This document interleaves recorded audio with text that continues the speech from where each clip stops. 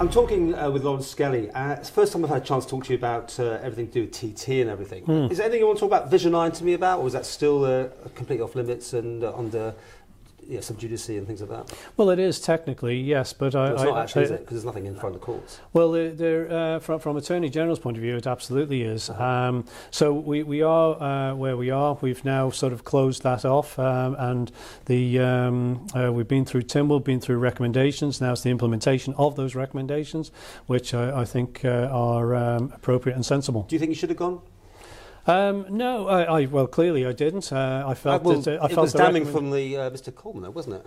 Well, Mr. Coleman had a right of opinion, and that was up to him to make that statement. So, it is, I've made my statement on the floor. I think it was very clear.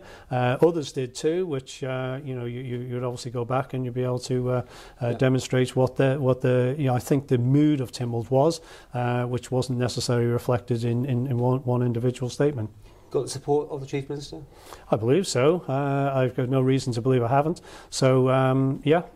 Okay, well, the big news, of course, that Greenlight and this sort of new consortium is coming in. I mean, that sounds good news because it's a local company and that sort of thing. And it's part of the process, isn't it? We've done over 20 different tenders here for TT, and this is the day job that did continue whilst we went through that review, and that's obviously a major one, media, and it's great that they've won it fair and square, open, transparent process, local company, employing local people, and we look forward to working with them. Open and transparent, so we'll know how much is being paid. I mean, is it still a question of you paying people to make the programmes, or are they now starting to pay you? Because under North One, it certainly was the other way around, wasn't it? You've got two different elements there, Paul, and that is, you've got you've first of all got the production, and then you've also got the distribution of that. So what we hope here now is that we've got the 5-year contract that will be able to demonstrate paying them, or are they paying you now? Real savings there.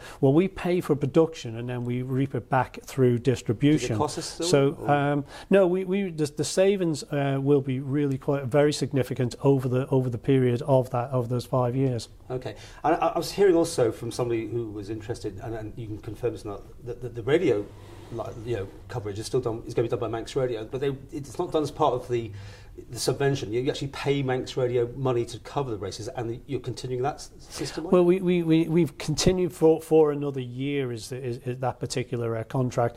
As I said, that happens. Well, 20 plus contracts for procurement to reach that particular point, and I think it was important that we have some continuity here, and we will obviously be looking at that going forward. And overall, you still finding new places for money to be made. I mean, massive. To be quite honest with you, and this is what happens when you can demonstrate some surety, you can offer some contracts of longevity, then you can drive real value. You got an opinion about the scoreboard?